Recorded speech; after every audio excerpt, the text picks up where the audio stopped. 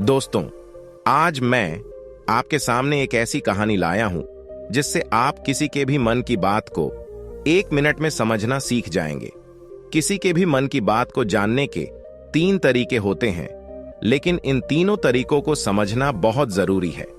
अगर आप इन तीनों तरीकों को समझ लेते हैं तो आप बड़ी ही आसानी से किसी के मन की बात को बड़ी सरलता से समझ सकते हैं। आज हम इस बात को एक बुद्ध कहानी के माध्यम से समझने की कोशिश करते हैं कि कैसे आप दूसरों की मन की बातें समझ सकते हैं। बहुत पुरानी बात है। एक गांव में 2 भाई एक साथ रहते थे, जिसमें बड़ा भाई अंधा था और वो घर पर ही रहता था और छोटा भाई खेतों में काम किया करता था। लेकिन खेतों में अधिक जानवर आने से ज्यादातर फसल नष्ट हो जाया करती थी। इस कारण छोटा भाई बहुत परेशान हो चुका था और तब उसे एक तरकीब सूझी कि क्यों ना मैं फसल बचाने के लिए और खेत से जानवर को भगाने के लिए बड़े भैया की मदद लूं।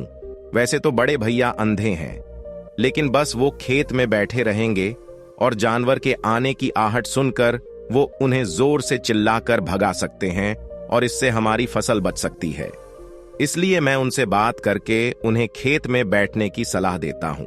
अगर वो मान गए तो हमारी फसलें बच सकती हैं। बड़े भैया से बात करने के बाद वो राजी हो गए और फिर छोटे भाई ने खेत में ही एक झोपड़ी बना दी और भैया को बोला कि आप यहीं रहो और यदि किसी जानवर के आने की आहट आए तो आप जोर जोर से चिल्लाकर उसको भगा देना, जिससे हमारी फसल नष्ट होने से बच जाएगी। बड़ा भाई उस दिन से खेत में रहना शुरू कर देता है। जब भी कोई जानवर खेत में आता था तो उसके आने की आवाज सुनकर बड़ा भाई चिल्लाने लगता था और वो जानवर भाग जाता था और उसकी फसल बच जाती थी। ऐसे ही कई दिन बीत गए और एक दिन एक हिरण उसके खेत की बांध तोड़कर उसके खेत से होता हुआ भाग जाता है। उसी हिरण का पीछा करता हुआ एक राजा भी उसी खेत में आ गया और उसकी नजर उस अंधे इंसान की तरफ गई। फिर उसने कहा कि मैं एक जानवर का पीछा करता हुआ यहां तक आया हूं। क्या तुमने उस जानवर को देखा है? हे राजन, मैं तो एक अंधा हूं और मैं भला किसी जानवर को कैसे देख सकता हूं?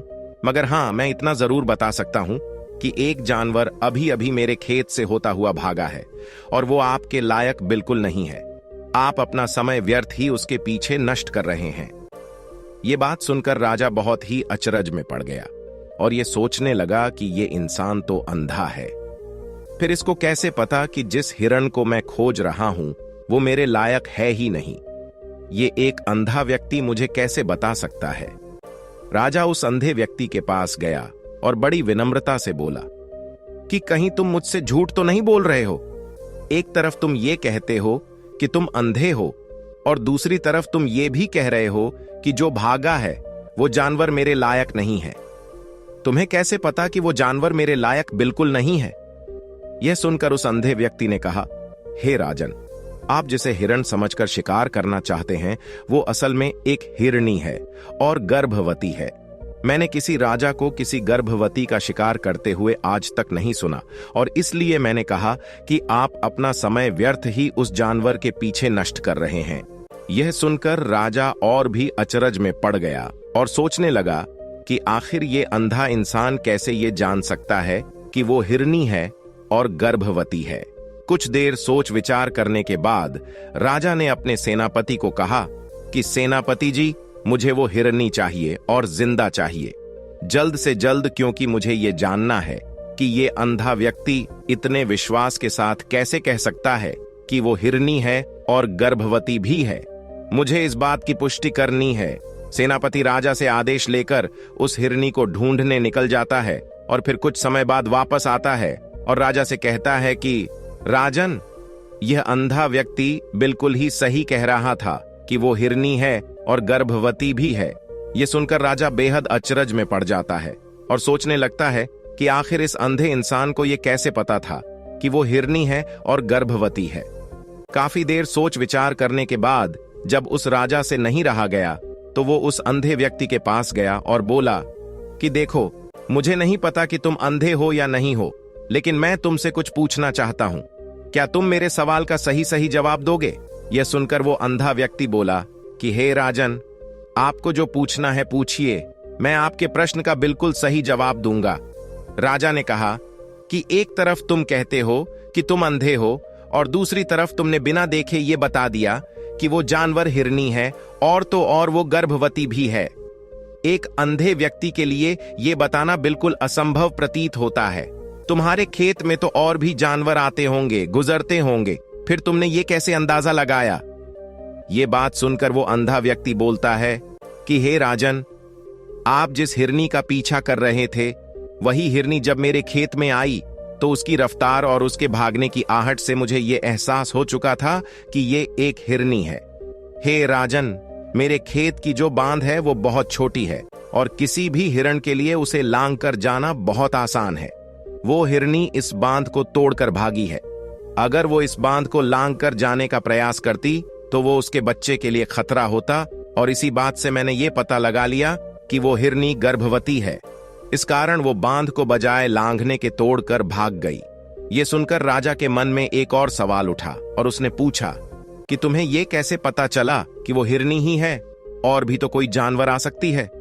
इस पर वो अंधा व्यक्ति बोलता है कि हे राजन, मैं सुबह शाम पूरा दिन यही बैठा रहता हूं। मैं भले ही अंधा हूं, लेकिन मेरी सुनने की शक्ति बहुत तेज है। मैं ये भांप जाता हूं कि कौन सा जानवर मेरे खेत में आया है, और उसी के आधार पर मैं जोर जोर से चिल्लाकर उन्हें भगा देता हूं, और इस तरह मेरे फसल सुरक्षित रहते हैं। राजा उस अंधे व्यक्ति की बात सुनकर पूरी तरह संतुष्ट हो चुका था। उसने सोचा कि भले ही ये व्यक्ति अंधा है, लेकिन ये तो बड़ा ही ज्ञानी मालूम पड़ता है। राजा वहां से चला जाता है और फिर एक दिन उस अंधे व्यक्ति को अपने महल बुलाता है और कहता है कि आप तो बड़े ही ज्ञानी व्यक्ति हैं। आपको किसी भी बात का पता बड़ी ही आसानी से चल जाता है। आज मैंने आपको इसलिए बुलाया है कि मैं आपसे ये जानना चाहता हूं कि मेरी पत्नी एक पतिव्रता नारी है या नहीं। इस पर वो अंधा व्यक्ति कहता है कि हे राजन, यह कैसा प्रश्न है? इस पर राजा कहता है कि मैंने आपसे बिल्कुल उचित प्रश्न किया है और आप इसका उत्तर दीजिए। इस पर वो अंधा व्यक्ति कहता है कि हे राजन, ये सब बातें जाने दीजिए। आपकी शादी के इतने साल हो गए हैं और आज आप ये सवाल पूछ रहे हैं। आपके मन में ऐसे प्रश्न क्यों उठ रहे हैं? इस पर राजा कहता है कि देखिए, आपको इस प्रश्न का उत्तर तो देना ही होगा, और अगर आप इस प्रश्न का उत्तर नहीं देंगे तो मैं आपको मृत्यु दंड दे दूंगा। उस व्यक्ति ने कहा कि अगर आपको इस सवाल का जवाब चाहिए तो आपको एक काम करना होगा। आपकी पत्नी और मुझे एक कमरे में कुछ देर के लिए अकेले छोड़ दीजिए। यह बात सुनकर राजा बेहद क्रोधित हुआ, लेकिन फिर कुछ सोचने के बाद उसने अपने सेनापति को आदेश दिया कि इन दोनों को एक कमरे में कुछ देर के लिए अकेले छोड़ दिया जाए। राजा की पत्नी और अंधा व्यक्ति एक कमरे में बंद हो जाते हैं। फिर वो अंधा व्यक्ति राजा की पत्नी से कहता है कि मुझे आपको छूना है, और ये बात सुनकर राजा की बीवी अत्यंत क्रोधित हो जाती है और उस अंधे व्यक्ति को पीटने लगती है, लातों से, मुक्कों से, और पटक पटक कर वो उसको मारती है। फिर वो अंधा व्यक्ति जैसे तैसे अपनी जान बचाकर उस कमरे से भागता है और राजा के पास जाकर बोलता है कि हे राजन, आपकी पत्नी पतिव्रता नारी नहीं है। ये सुनकर राजा अत्यंत क्रोधित हो जाता है और अपनी तलवार निकालकर अपनी पत्नी के पास जाता है और कहता है कि आज मैं आपसे जो पूछने वाला हूं उसका सही सही जवाब आप मुझे देंगी, और अगर आपने एक भी झूठ बोला तो मैं अभी के अभी आपका सर कलम कर दूंगा। राजा ने पूछा कि हे रानी, आप पतिव्रता हैं या नहीं? ये सुनकर रानी ने कहा कि हे राजन, आप भले ही मुझे जान से मार दीजिए, लेकिन मैं पतिव्रता नहीं हूं। यह बात सुनकर राजा बहुत खुश हुआ, क्योंकि जैसा अंधे व्यक्ति ने कहा था, रानी ने भी वही कहा। राजा तुरंत उस अंधे व्यक्ति के पास आता है और कहता है कि आपको कैसे पता चला कि रानी पतिव्रता नहीं है? अंधे व्यक्ति ने कहा कि हे राजन, ये बड़ी सीधी बात है कि जैसे ही मैंने रानी से कहा कि मुझे आपको को छूना है, वो क्रोधित हो गई और मुझे बहुत मारा पीटा। और भला कोई औरत किसी और मर्द को कैसे छू सकती है? लेकिन वो बिना कुछ सोचे मुझ पर लात और मुक्के बरसाने लगी। वह भी तो छूना ही हुआ। जब मैंने उनसे पूछा कि मुझे आपको छूना है तो वो मुझे मना कर सकती थी, लेकिन उन्होंने तो मुझे पीटना शुरू कर दिया और इस तरह उन्होंने मेरे पूरे शरीर को छू लिया। अब आप ही बताइए कि ऐसी स्त्री भला पतिव्रता कैसे हो सकती है? इस पर राजा ने कहा कि तुम तो बड़े ज्ञानी मालूम पड़ते हो, चलो मेरे एक और प्रश्न का उत्तर दो। अगर तुमने मेरे इस प्रश्न का सही सही उत्तर दे दिया तो मैं तुम्हें यहां से जाने दूंगा। फिर राजा उस व्यक्ति से पूछता है कि चलो ये बताओ कि क्या मैं अपने पिताजी का ही बेटा हूं या किसी और का। इस पर अंधा व्यक्ति बोलता है कि इस सवाल से आपका क्या लेना देना, आप किसी के भी बेटे हो, लेकिन हैं तो आप राजा ही ना, इसलिए इस प्रश्न को जाने दीजिए। इस पर राजा कहता है कि नहीं, मुझे इस प्रश्न का सही जवाब चाहिए, अन्यथा यह प्रश्न मुझे हमेशा ही परेशान करता रहेगा, इसलिए मैं इसका सही सही जवाब चाहता हूं। इसके बाद तुम जा सकते हो और मैं तुमको रोकूंगा बिल्कुल नहीं। इस बात पर वो अंधा व्यक्ति कहता है कि हे राजन, इसके जवाब के लिए तो मुझे आपकी मां के पास जाने की भी जरूरत नहीं है। मैं आपको अभी के अभी ये बता सकता हूं कि आप किसके औलाद हैं, लेकिन मैं चाहता हूं कि आप मुझसे एक वादा करें कि आप मुझ पे क्रोध नहीं करेंगे। यह सुनकर राजा बोलता है कि मैं वादा करता हूं कि मैं तुम पर क्रोध नहीं करूंगा। इसके बाद वो अंधा व्यक्ति बोलता है कि हे राजन, आप हैं तो अपने ही पिता के पुत्र, लेकिन आप पर एक कंजूस सेठ की छाया पड़ी हुई है। यह सुन राजा बहुत ही क्रोधित हो गया और अपनी तलवार निकालकर अपनी मां के पास चला गया और उनसे बोला कि मां, आप मुझे सच सच बताइए कि क्या मैं अपने ही पिता का पुत्र हूं या नहीं। अगर आपने ये सब सच नहीं बताया तो मैं अपने प्राण यहीं त्याग दूंगा, इसलिए आप मुझे सच सच बताइए। उसकी मां बोली कि बेटा, तू तो है अपने ही पिता का पुत्र, लेकिन तुम पर एक कंजूस सेठ की छाया पड़ी हुई है। हुआ ये कि मैं एक बार नहाकर आईने के सामने अपना मुंह देख रही थी, तभी मुझे आईने के पीछे एक कंजूस सेठ नजर आता है और उसी की छाया तुम पर पड़ चुकी है। यह सुन राजा बहुत खुश हो जाता है और वह दौड़कर उस अंधे व्यक्ति के पास आता है और कहता है कि तुम्हें यह कैसे पता चला कि मुझ पर एक कंजूस सेठ की छाया पड़ी हुई है। यह सुनकर वो अंधा व्यक्ति बोला कि हे राजा, आपने मुझसे बहुत सारे सवाल किए और उसका सही सही जवाब मैंने आपको दिया है। कोई और राजा होता तो मुझे ढेरों इनाम मिलते, लेकिन आपने मुझे फूटी कौड़ी भी नहीं दिया। इस बात से मैंने अंदाजा लगा लिया कि आप बहुत कंजूस हो। यह बात सुनकर राजा जोर जोर से हंसने लगा, बोला कि आप जो भी मांगोगे मैं आपको अवश्य दूंगा, लेकिन आप मुझे यह बताऊं कि आपको कैसे पता चल जाता है कि कौन सी बात सही है और कौन सी गलत। तुम हर बात का इतना सटीक जवाब कैसे दे पाते हो। इस पर वो व्यक्ति बोला कि हे राजन, मैं तो वैसे ही अंधा हूं, लेकिन अगर मेरी आंखें होती तो मैं किसी के भी मन की बात को बड़ी सरलता से जान लेता। मन की एक भाषा होती है और यह भाषा इंसान के शरीर में ही व्यवहार के रूप में देखी जा सकती है, उसकी आंखों से, उसके होठों से, उसके काम करने के तरीके से। मैं तो अंधा हूं, मैं देख नहीं सकता, इसलिए मैं क्रियाओं के माध्यम से देखता हूं। अगर मुझे कोई बात जाननी है तो मुझे अगले इंसान को कुछ काम देना पड़ता है, जिस पर वो व्यक्ति किस प्रकार से काम करता है, किस तरीके से काम को करता है, उसके आधार पर ही मैं ये पता कर पाता हूं कि उसके मन में क्या चल रहा है। इस पर राजा कहता है कि इसका अर्थ ये हुआ कि मैं भी किसी के मन की बात को जान सकता हूं। इस पर वो अंधा व्यक्ति कहता है कि हे राजन, आप अवश्य किसी के भी मन की बात को जान सकते हैं, लेकिन आपको उससे पहले खुद पर काम करना होगा, और वो काम है अपने मन को शांत करना और अपने मन को वर्तमान में लाना, जिसके लिए मैं आपको आज 3 तरीके बताने वाला हूं, और ये तरीके बड़े ही आसान और सरल हैं। लेकिन उससे पहले आपको अपने मन को एकाग्र करना होगा। जब हम अपने मन को एकाग्र करते हैं और वर्तमान में लाते हैं तो हम दूसरों के मन की बात को जान सकते हैं, क्योंकि वह आदमी अभी भी अपने मन में वर्तमान में ही सोच रहा है। अगर हम अतीत में हुई घटनाओं के बारे में सोच रहे हैं, तो अगर वो अगला आदमी वर्तमान में सोच रहा है, वर्तमान में अपने मन में बात कर रहा है, वह हम कैसे जान पाएंगे, क्योंकि हम तो अतीत की घटनाओं में डूबे हुए हैं। इसलिए किसी के भी मन की बात को जानने के लिए हमें अपने मन को एकाग्र करना होगा, उसे वर्तमान में लाना होगा। वो व्यक्ति राजा से कहता है कि हे राजन, जो 3 तरीके मैं आपको बताने वाला हूं, उन 3 तरीकों से आप बड़े आसानी से किसी के भी मन की बातें जान सकते हैं। उसके बाद वो अंधा व्यक्ति राजा से कहता है कि जो पहला तरीका है वह है आंखों पर ध्यान देना। किसी भी व्यक्ति से बात करते वक्त उसकी आंखों को देखना और उसकी आंखों पर ध्यान देना सबसे ज्यादा जरूरी है, क्योंकि आंखें बोलती तो नहीं है पर बहुत कुछ कह जाती है। यदि हम किसी भी व्यक्ति के आंखों के इशारों को समझना सीख जाएं तो हम ये बहुत हद तक जान पाएंगे कि उस व्यक्ति के दिमाग में क्या चल रहा है, क्या सोच रहा है और वो क्या करने वाला है। मेरे पास आंखें नहीं है, लेकिन मैंने अपने गुरु से ये विद्या सीखी है।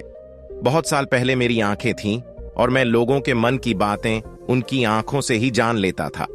इसलिए अगर आपको दूसरों के मन की बात जाननी है तो आपको उनकी आंखों पर गौर करना चाहिए, जैसे कि उनका आकार, कब, कहां और किधर देख रही है।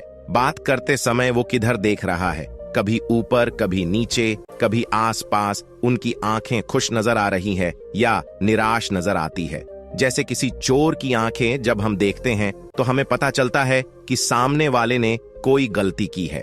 ठीक उसी प्रकार हम जब किसी चालाक आदमी की आंखों में देखते हैं तो हमें उसकी आंखों में एक भाषा नजर आती है।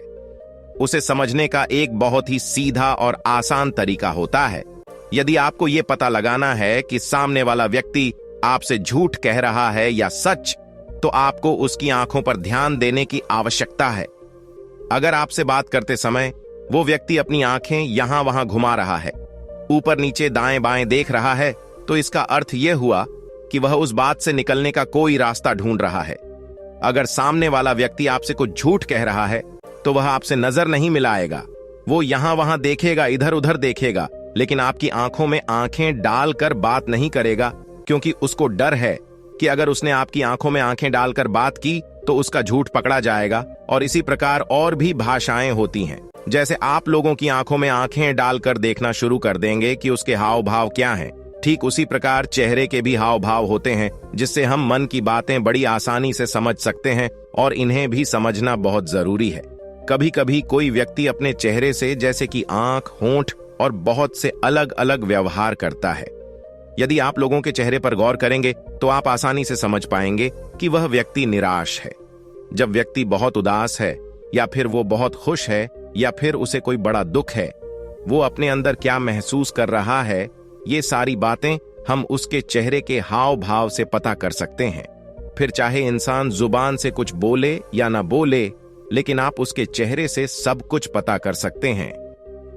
आगे अंधा व्यक्ति तीसरा तरीका बताते हुए कहता है कि हे राजन, इसी प्रकार तीसरी भाषा भी है, अर्थात तीसरा तरीका भी है, और वह है हाथों के इशारे और शरीर का व्यवहार।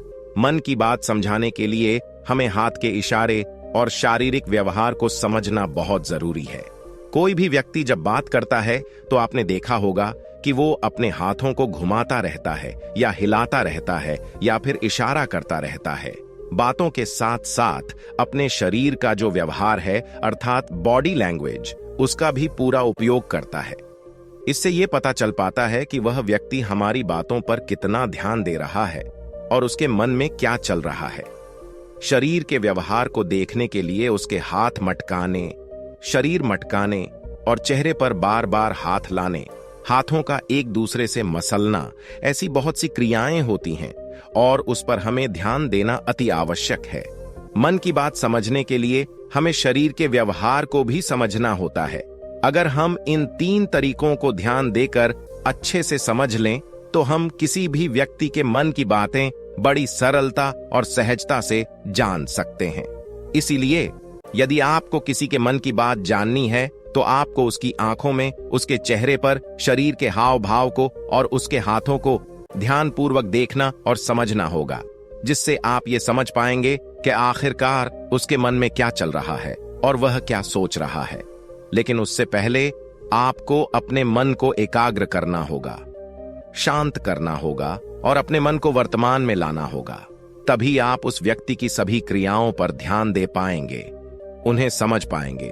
अन्यथा यदि आप अतीत की घटनाओं में व्यस्त हैं, भविष्य की योजनाओं में व्यस्त हैं, तो आप किसी भी व्यक्ति के हाव भाव पर ध्यान ही नहीं दे पाएंगे और आप ये समझ भी नहीं पाएंगे कि उस व्यक्ति के मन में क्या चल रहा है। आपने देखा होगा कि कई बड़े संत महात्मा हैं जो बड़ी शांति से आपको देखते हैं और आपको देखकर ही ये बता देते हैं कि आपके मन में क्या चल रहा है, आप उनसे क्या पूछने आए हैं, क्या जानना चाहते हैं, इसके पीछे का प्रमुख कारण यही है कि वो आपको पढ़ सकते हैं, समझ सकते हैं और आपके मन की बातें जान सकते हैं, क्योंकि उनका मन शांत है, एकाग्र है। अगर आपने ये पूरी कहानी सुनी है तो आपसे एक अनुरोध करना चाहता हूं कि कृपया इस चैनल को सब्सक्राइब करें और इस वीडियो को लाइक करें, ताकि मैं आगे ऐसे की ज्ञान से भरी हुई कहानियां लेके आता रहूं। मिलते हैं एक नई कहानी के साथ एक नए वीडियो में। नमस्कार।